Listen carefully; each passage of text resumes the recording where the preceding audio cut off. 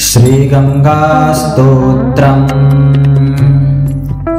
देवी सुरेश्वरी भगवती गंगे, त्रिभुवनतारिणी तरलतरंगे, शंकर मौली विहारिणी विमले, मम मतिरास्तां तव पदकमले।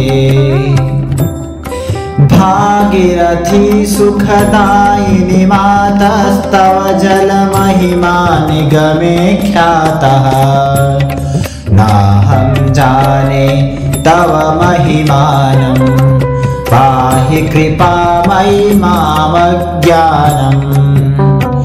हरिपदपाद्यतरङ्गिणि गङ्गे, हिमविधुमुक्ता धवलतरङ्गे, दूरीकुरु मम दुष्कृतिभारम्, कुरु कृपया भवसागरपारम्।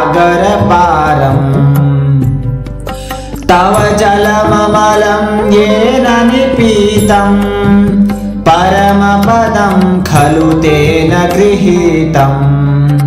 मातर्गङ्गे त्वयि यो भक्तः, किल तं द्रष्टुं न मयमः शक्तः। पतितोद्धारिणि जाह्नवी गङ्गे, खण्डितगिरिवरमण्डितभङ्गे, भीष्मजननी हे मुनिवरकन्ये, पतितनिवारिणि त्रिभुवनधन्ये। कल्पलतामिव फलदां लोके, प्रणमति यस्त्वां न पतति शोके। पारावारविहारिणि गङ्गे, विमुखयुवति कृततरलापाङ्गे। तव चेन्मातः स्रोतः स्नातः, पुनरपि जठरे सोऽपि न जातः। नरकनिवारिणि जाह्नवी गङ्गे, कलुषविनाशिनि महिमोत्तुङ्गे।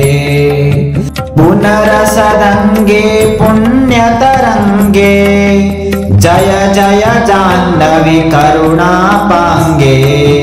इन्द्रमुकुटमणिराजितचरणे, सुखदे शुभदे भृत्यशरण्ये। रोगं शोकं तापं पापं, हर मे भगवति कुमतिकलापम्।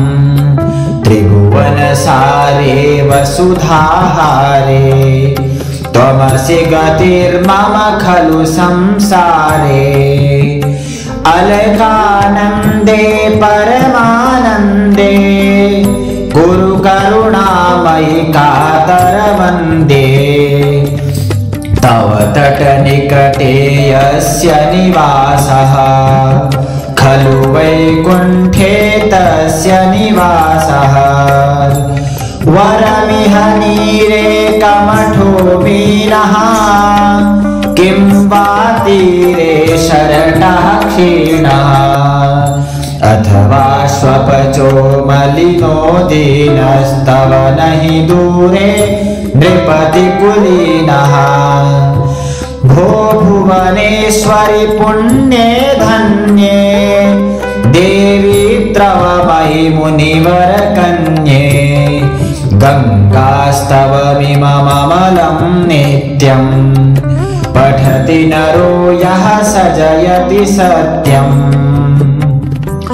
येषां हृदये गङ्गा भक्तिस्तेषां भवति सदा सुखमुक्तिः। मधुरा कान्ता पच्छटिकाभिः, परमानन्दकलितललिलाभिः। गङ्गास्तोत्रमिदं भवसारम्, वाञ्छितफलदं विमलं सारम्। शङ्करसेवक शङ्कररचितम्, पठति सुखीस्तव इति च समाप्तः। इति शङ्कराचार्य विरचितं गङ्गास्तोत्रं सम्पूर्णम्।